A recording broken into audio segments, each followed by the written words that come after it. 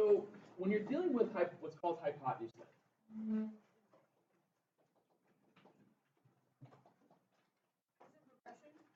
not yet. I'll add to that later. I'll show you when we get there. So, excuse me. The idea of what's called hypotenuse length, it stems from, well, what kind of triangles have a hypotenuse? Right triangles. Right triangles are the only ones that have hypotenuse or hypoteni. Now, when you have a hypotenuse, it's always the angle, it's always the side that's across from the right angle. That never changes. So when we get to right triangle trig stuff second semester, when we're looking for what we'll see, you'll hear us ask the question a lot, do I know the hypotenuse? And that's something you're going to be able to easily identify because of the diagram. You'll be able to say, oh, yep, I have the hypotenuse right now. Now, the thing that works with this, why the idea of having a hypotenuse,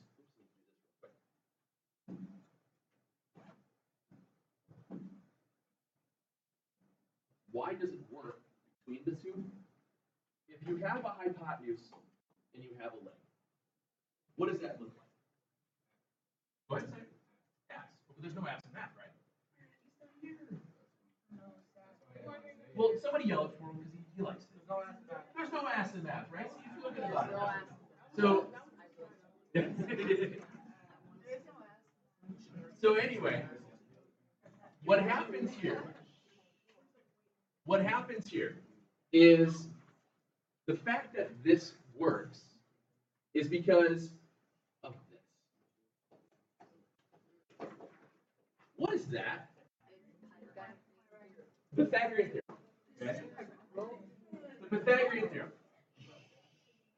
So Pythagorean theorem says the sum of the squares of the sides is equal to the square of the hypotenuse. That always works. So if you know segments is 6 and this is a 10, that means this has to be a 6 and that has to be a 10. Do you agree? Yes.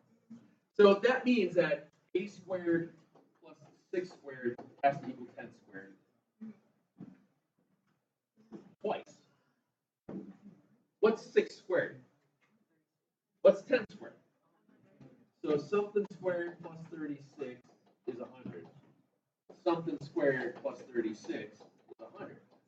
Well, doesn't that mean something squared is 64? What's the something? 8. What's that? These are yes. So I just picked 6 and I knew it was going to work real quick. Now, again, the reason why hypotenuse length will work is that it has to be a right triangle.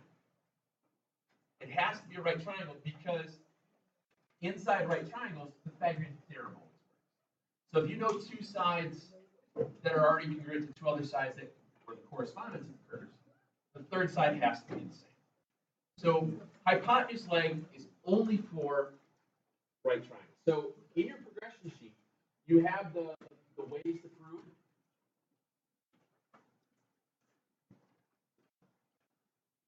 We have the list of ways to prove. Yes, sir.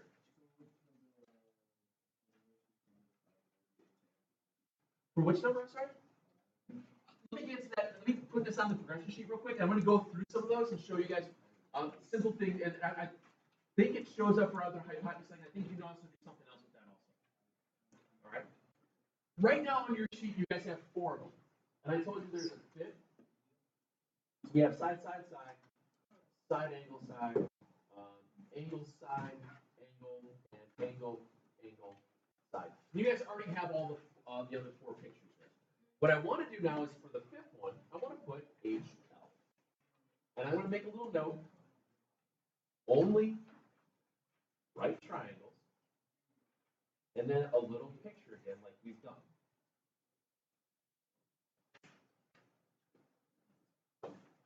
Okay? Only for right triangles. And then just draw the small picture of what the hypotenuse and the leg will look like. Okay? Excuse me. So hypotenuse leg looks like angle side side, but as we know, there's no angle side side.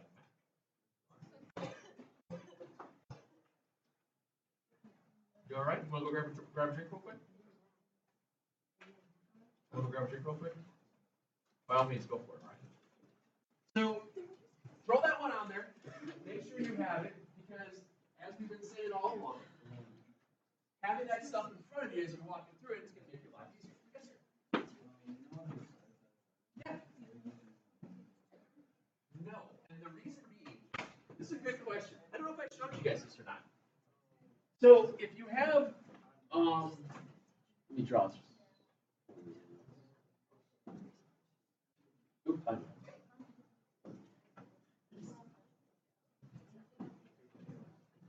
now, if I do this, if I say all three of those are the same, what would all three of those have to equal? Which would be how much?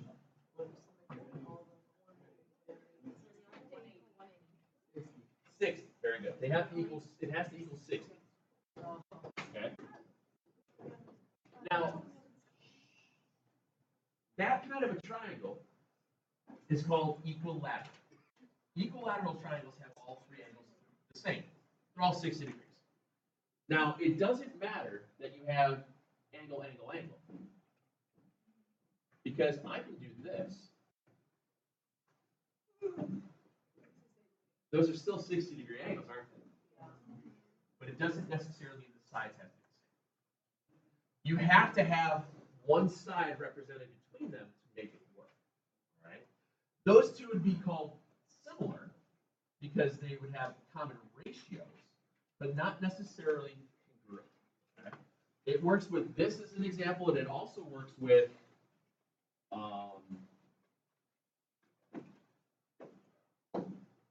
what kind of a triangle has two sides that are the same? Just two sides that are the same. Isosceles. This is called an isosceles right triangle, which means these are both the same. Which means that you could do angle, angle out of that as well. So, well, anyway, you can do kind of the same thing. You have to have a side that corresponds to make it work. Okay? That's a good question. We'll get to similarity. I think it's beginning of second semester now. Honestly, I think I was wrong when I thought it was still first semester. I forgot that some of our topics got switched when we got the new book. So anyway, back to this. When you guys were doing that worksheet then, the idea was to just kind of mark your diagrams and see how things were flowing. What could you mark on it? What other information could you do? Could you do a reflexive? Could you do the Z for the angles? Could you get vertical angles? Something along those lines. Were you able to mark it to figure out which of now the 5 you could have? So in that first one, you had perpendicular. And you guys know if you look at your sheet, you would just do that. You go to the next part, you had these two the same. And then obviously the thing that's left is the overlap. And that was your reflexive. This one had to be this new thing called hypotenuse length. You didn't know that yet. I wanted you guys to see what it's going to look like. I wasn't expecting. I didn't know who my sub was going to be yesterday, so I wasn't expecting Ms. Smith to explain it to you. I didn't know she was going to be in here. It's okay. You don't have to worry about it. Don't worry about it. Does it make more sense now though after I explain it? Yeah. And that's, as long as you get it now, that's cool. Okay. So in the second one, it gave you the parallels. Now, when we did all the parallel stuff in class the other day, one of the things that we would do is we would draw and trace, which gave you sets of angles. And then you were able to draw and transform the other direction, which gave you the other set of angles. And then it gave you a segment. Were those segments in between the angles, or were those segments after the angles between each of the two triangles? They were after, so it would have been angle inside. It would have been angle inside. Now, if you did mark, there's nothing wrong. If you did mark your vertical angles here, and that's fine, because according to the diagram, it's something you can do. And if you did that, then yes, you did have angle, or angle side angle. And that's fine. There's nothing wrong with that. That's the idea that you noticed it, you recognized it, and you did it. That's fine. With proofs, as we get into this week, the proofs that we do, you're going to be more or less on your on your own to decide how you want to make it work. We take away, you're going to prove this triangle first and then do something. How would it be angle Because you had, sorry, it's really horribly drawn over here. If you go back, you had your, we did our Z, so we had these two here, and then you did the Z going the other way. And then you got your vertical. I'll just do this around this space. And then you have these congruent. That's where you get the angles. Angles A and C corresponded, and then the vertical around P. It's okay. It's okay because those are giving you angle side angle between those two right there. Oh, okay. It doesn't have to. So if we did the second Z, Yeah. Yeah. Yeah. If you did one Z, you couldn't. You had to have. I think then you get angle side. yeah. Yep, and that's fine. Yes, sir. Oh.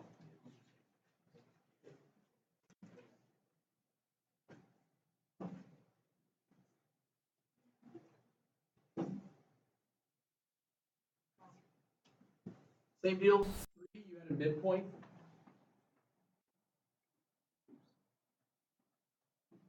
3, you had your midpoint AC, you'd mark it. AB and BC, you'd mark it. What's left according to the diagram? Reflexive, which gives you what? This one is the only way you can make this one work is through side, because you don't know any other ways yet. Will there be another way? Yeah. But we're not going to get to it. We're not going to get to it yet. Oh, just so you know, I forgot to do this 6-hour 2 when I was talking about problems and stuff. This week, I don't see us quizzing this week at all. I see us doing what's called corresponding parts of congruent triangles between today and tomorrow. In Thursday and then into our half day on Friday, we'll be able to take care of all the isosceles and right triangle information. A lot of that is algebra, but yet there is maybe one progression that we'll be able to do off that as well. And then I'm looking at testing next week at the very earliest, Tuesday. It'll be either Tuesday or Wednesday of next week we'll be testing, because next Thursday is another half day. Just so you guys know where we're at. This one here, you've got your parallel. Guys, you got your parallel. You draw the Z. You had your angles. You had your 2 right angles marked in then. Very good. And you got your angle side because you had the reflexive part off of the Z piece. Perfect. That's all you gotta do. That's all you gotta do. Looking at what information you have, what you can say. Yeah, but only. I finished those up. Yes, no. Yesterday? Yeah, I think it was. They take forever. Proofs take forever to read. I'm thankful I had to take yesterday off so I had more time to finish it.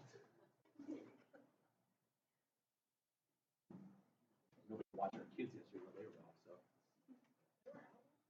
They go to Sycamore, so they had yesterday off. But we took. Because they didn't have Columbus. They didn't have Columbus Day, so they switched their Columbus Day off to yesterday. It's kind of cool. Back to this one, you've got 2 midpoints. So you have 2 midpoints. So you've got your, when you mark your diagram, you have midpoint here off AD. Go back the other way. Real easy then. What do you have left to mark? Triangles gives you side angle side. Okay. Really, really, really straight. Okay. The other one. This is the style that you guys tend to not like. Angle bisectors. Okay? Yeah, I don't like these. Now, angle bisectors. They're not finding any of that on the floor. Angle bisectors. How about writing this down? If you have an angle bisector, your progression sheet tells you that you should have 2 angles that are congruent. Now, one of the things that most people screwed up on the quiz was when you went through to write out your angles, so you have a BAC, the large angle, was bisected by AD. That means those 2 have to be congruent. So read the letters carefully. It's angle BAD, CAD. Those were the 2 angles if you wrote it out. A lot of times when you guys did on the quiz and you had the angle bisector, you were flip-flopping your letters because you weren't tracing your steps. You have to follow through the diagrams, guys. That's how you're able to do this. So you get those two right there. You knew that angles B and C were the same. Which leaves you what? Leaves you the reflexive, which gives you then angle, angle.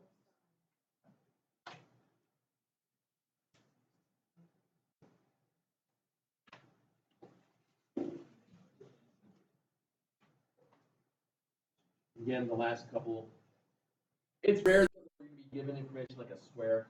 I'm not even going to waste the time with writing out progressions out of if given square or anything like that. Yes.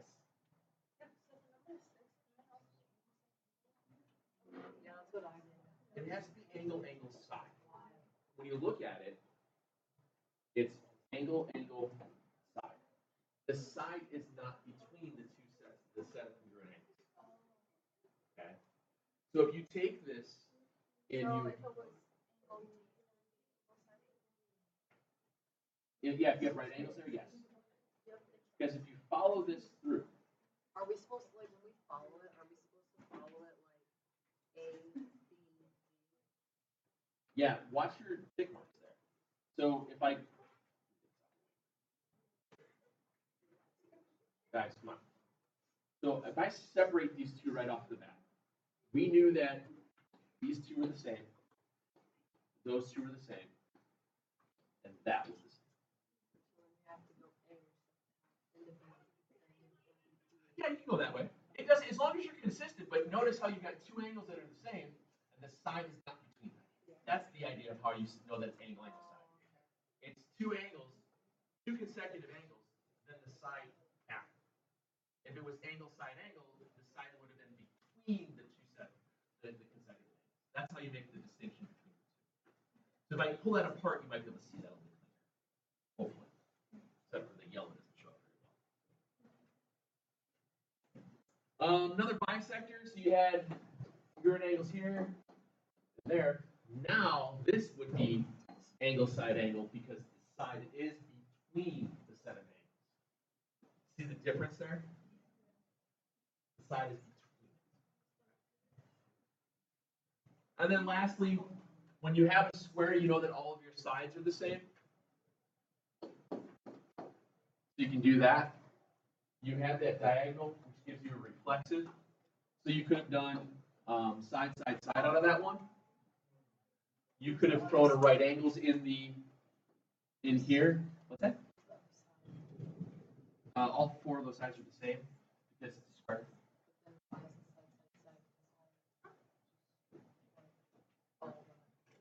If this is 4, this is 4, that's 4, that's 4. You only have one more side. And that's the reflexive side. See how it's shared, the diagonal? This could have been side, side, side. This could have been side, angle, side. This could have been hypotenuse leg. If you drew in the right angle, then you could have done hypotenuse leg as well. But there's a couple of, you could actually do one other. You can do two more. If I draw this out, just a second ago we were saying that this is called an isosceles right triangle. That means that both of these angles here are 45. Makes these 45.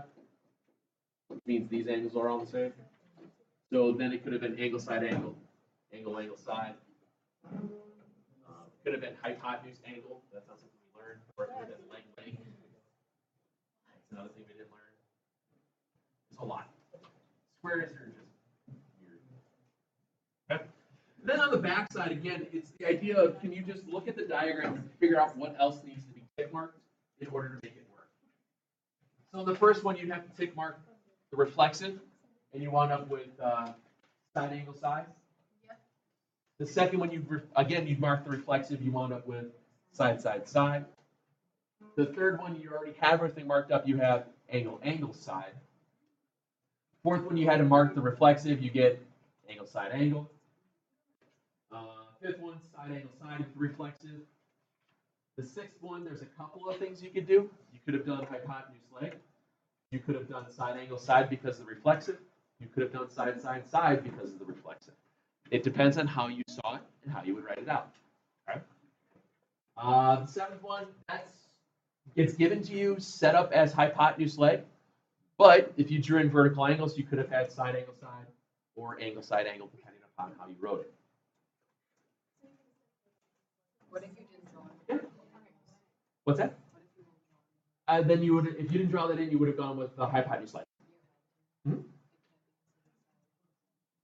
No, because you'd have to show where the other side is. See what I'm saying? It's kind of one of those catch things. It's. I don't like it because if you don't mark it, yeah.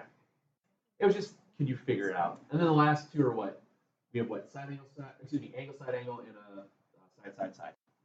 The other ones you just kind of had to guess because apparently I didn't like the whole thing. Now it's funny is that this worksheet was probably already at least 10 years old by the time I got it when I first started teaching. So this is at least, we've been using the same thing for about 20 years because honestly, does congruent triangles ever change? No. A lot of the same stuff we've used overall. Which leads us to where we're at today. Geometry still, you're right. It leads us to what's this? I'm going to tell you. Close, very close. One of the things that happens now is that actually let me rephrase this. When we started congruency stuff, when we started congruencies, 3 weeks or so ago, we had what were called congruency statements. We said that if we had triangle ABC was congruent to triangle XYZ, we followed the correspondence of the letters to figure out what matched up. We knew that our three angles would match.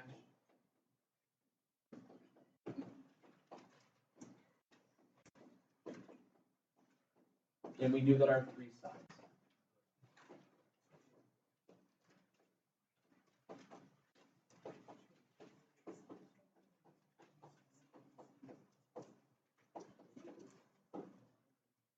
We knew that our three sides and the three angles always matched up between the two triangles that were congruent because of that congruency statement. So back in 4.1 or whatever it was, by doing that, we were able to match up all three sides and all three angles. And that tended to be a little bit more work than what we liked. Which meant like the day after we did all that, I said, hey, knuckleheads, you don't have to show us much work. And that's where we came up with these showing you guys, you could only have, if you had just all three sides matching, or if you had two sides and an included angle, two angles and an included side, and so on. We started to take things away where you didn't have to have as much information to do so. We figured out that if we had the two triangles,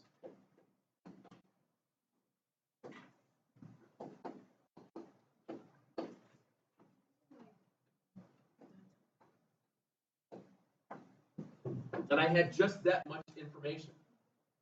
A and X are the same, B and Y are the same, A, B, and X, Y are the same.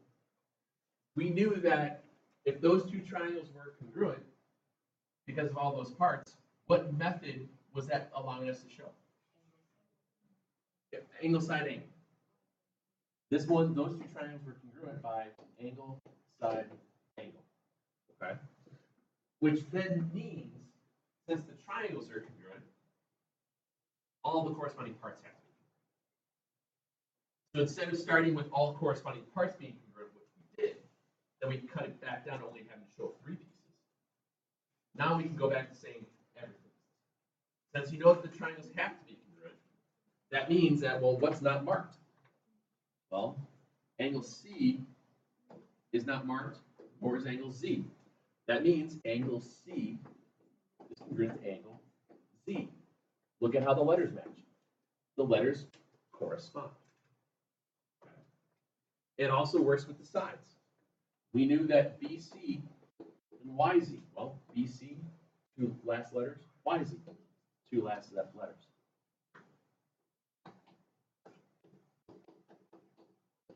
And then lastly, these two would have to be the same as well. Since the triangles were congruent, we then knew that all of their corresponding parts had to be. That's where this whole thing of what we call cpctc comes from, because it stands for corresponding parts of congruent triangles are congruent. Write this out. Corresponding parts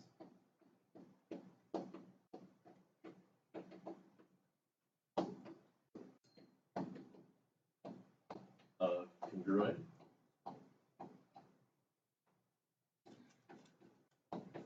triangles are, bless you, congruent. And basically that just goes down to the idea of once you have triangles that are congruent via one of the 5 methods, that means all the other parts within the triangles that correspond, that's awesome. That's where that comes from. It's basically once you get from here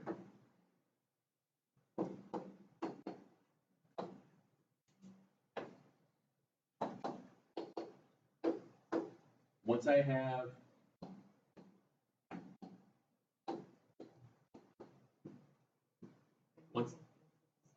then I can fill in the rest. Yep, that's a good way of putting it. Once I have triangles that are congruent, in this case I marked it up so that they're congruent because of side angle side. So that means then I have one other side that's got to be congruent to another side, and 2 other angles have to be congruent to 2 other angles. It just means that since you get triangles congruent, then you can say angle A has to match angle X. Or we do this as ABC.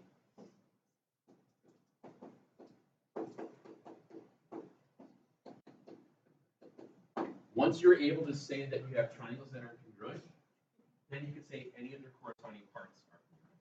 And I'll show you how this would work in a progression here in a second. Super, super easy.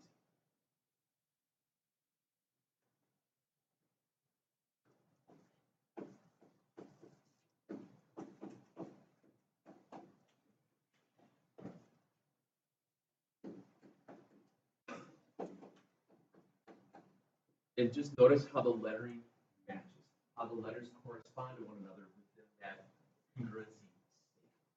Once you get them to match up, this all falls into place. And to be honest with you guys, all we're wind up really doing here is we're basically adding 1.5 steps to your proofs you guys have been doing. You still prove triangles are congruent, but instead of us telling you, hey, prove triangle ABC is congruent to triangle A or XYZ, I'm going to ask you to prove that angle B is congruent to angle Y. So you have to figure that part out because of the triangle. Yes, sir? Yeah, I was gonna say, why did we do this first? What do you mean? You first had to figure out how to get to this to then get to that last part. So what happens here is in your proof,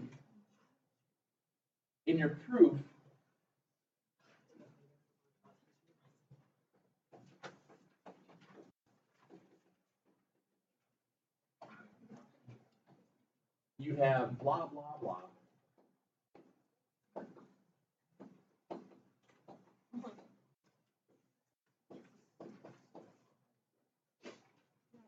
In a proof, you have blah, blah, blah, whatever your progressions are, given statements or anything like that. It doesn't matter. But all of that information leads you to getting triangles that are congruent. Your blah, blah, blah had reasons of something important.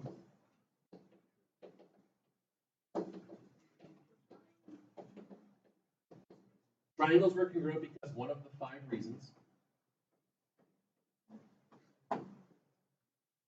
Once you have triangles that are congruent, then you can say some angle congruent to some angle, or some segment congruent to some segment, because of corresponding parts of congruent triangles are congruent. And once we do a couple of examples of this, you guys are like, oh, that's easy.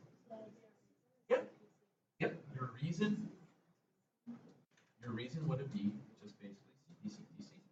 You don't have to write out the words. That takes too long. Right. So like I said, in a regular proof, you have a whole bunch of information. That's that whole blah, blah, blah by something important. Then you get triangle congruent to some triangle because of one of the 5 reasons. The 5 reasons mean these guys here, side, side, side, side, side, so on. After you have that, then you can state something else is congruent to something else because of the correspondence. Because of it is very, very, very systematic. Okay? Let me show you an example.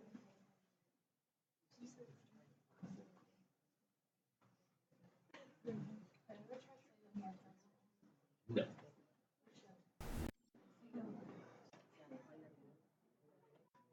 For example, take a second, draw this up, and we'll walk through it.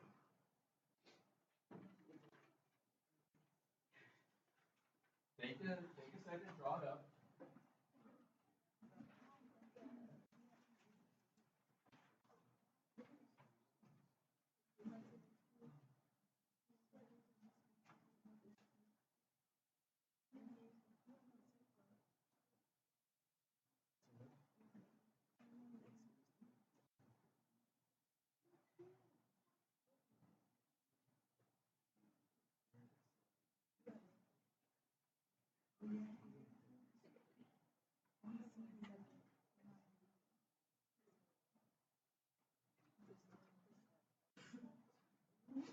So as you start this one,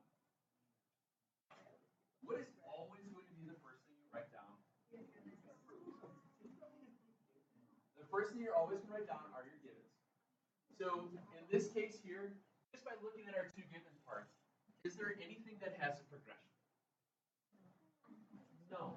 There's nothing that says something's a midpoint. There's nothing that says it's a bisector. There's nothing that says perpendicular. It just says that AB is congruent to AD, and it's given. So what should I do to my diagram right away? Mark it. AB, AD. Good.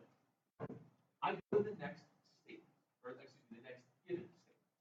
The next given says BC is congruent to DC.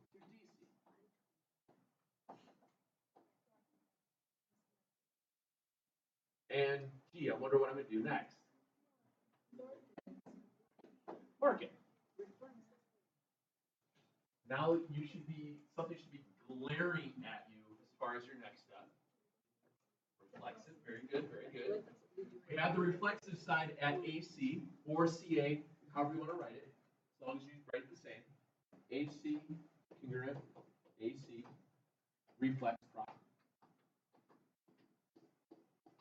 So I mark it in my diagram. And then I ask, do I have triangles that are congruent? I do, because of side, side, side. So notice, like I was saying a minute ago, blah, blah, blah, something, something important. Triangle congruent to triangle because of side, side, side. So now we have to figure out how we want to write our triangles. If I say triangle A, B, C, what does it have to match the other way? A, B, C. This is where it's really important that you mark your diagrams and follow your tick marks. You have to follow the tick marks correctly.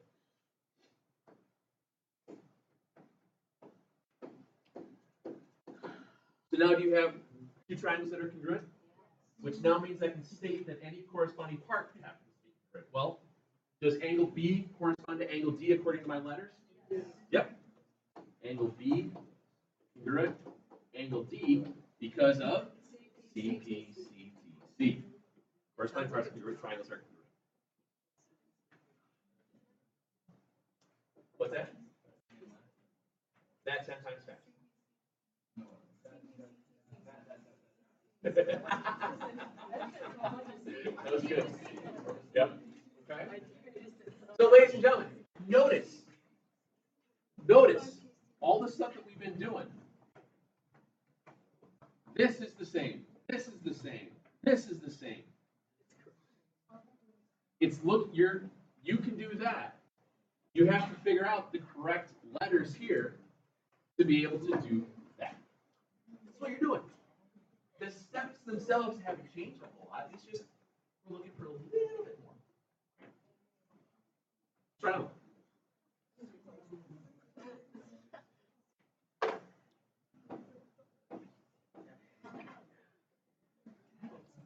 Sorry, this one I forgot to redraw it. Give me 1 second here, guys.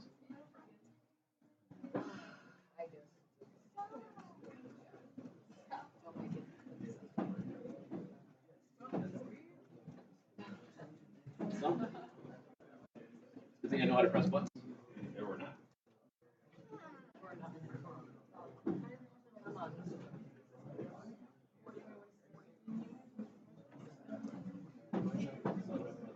Anyway.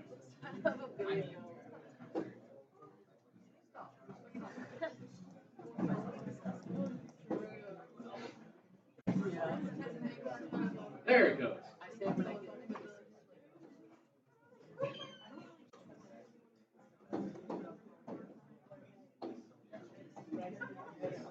All right, once again, ladies and gentlemen, come on. Once again, I'm going to go with one that's extremely straightforward. It is an E, yes.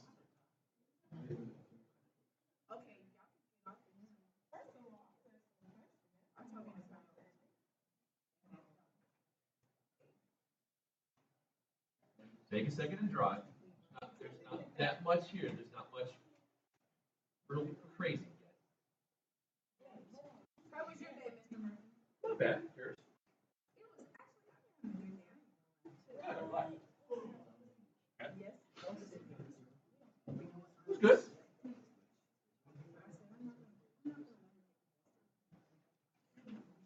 a lot of stuff downtown for pumpkin supper with our kids. We didn't go to the parade because we were kind of pushed off by the weather. Because by the time when it was time to go try to find a spot, we're like, I think it was just going to be crummy. So, but other than that, what's that? I did not go to John Memphis this Is weekend. it closed? Wait, is it? I don't know. Ollie's closes usually the week. Usually, it's close to. No, it's closer to Thanksgiving because they do pies and ice cream for Thanksgiving. Yeah, it's close. It might be regular. You might have to order your pints by then. That sounds about right. Anyway, back to this. What do you do to start? Givens. All right. So you start with your givens just like always, guys. Start with the givens just like always. We have segment AB, segment EB. Mark it. And then it says angle D is congruent to angle C.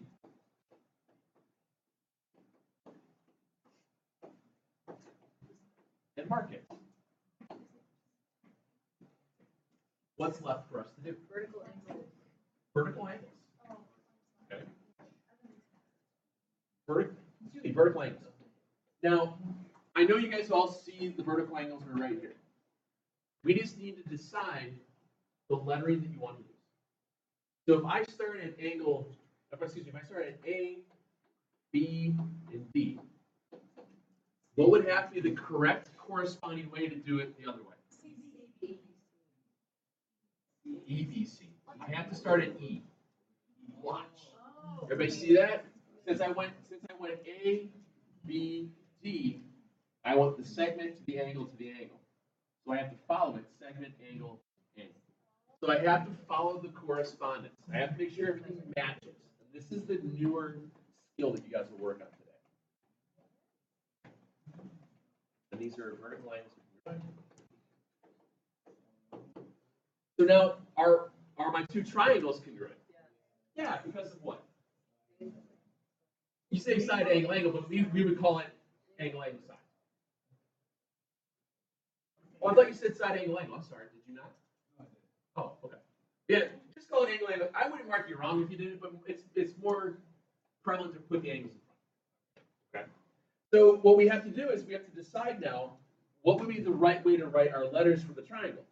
Well, since we just went through these two guys to make sure that those angles match correctly, if I just change that out to triangle symbols, won't it still hold true?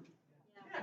And that's what's the whole point of doing this. A lot of times you're going to just reuse the letters that you just did if you have angles.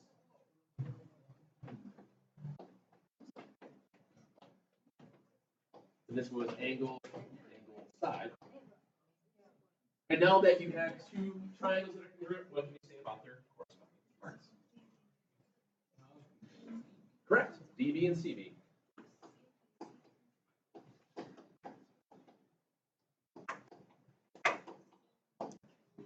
Corresponding parts.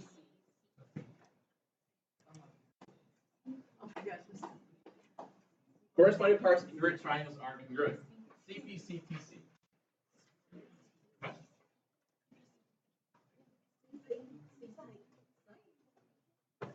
I have 5 of these for you.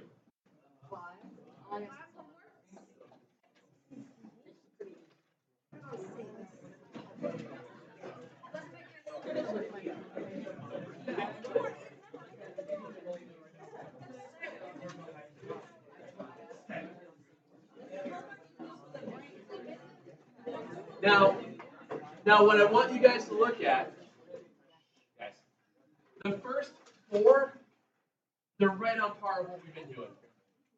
I think one of them might have a midpoint thrown in there. We have to do a midpoint progression, but a lot of them are look for a reflexive, look for a vertical angle. It's nothing too crazy. Number 19, though, on the other hand, it asks you to prove that something occurred. So it's still proving the triangles, but it's asking you to prove a definition. That's the other thing that we'll be able to do with this cpctc stuff. So if you start 19 and you go through where you get to the triangles, that's awesome. Because then we have to look at how definitions work. And using your progression sheet will allow you to go forward and backwards on a lot of proof stuff. So try 19 out, but remember guys, draw your pictures, mark the diagrams as you go, and work through them. Okay? We'll finish. We should be able to knock out the rest of this tomorrow. Not a big deal. We'll go from there. That's fine. I'll give it to you. Then we have something to study off of.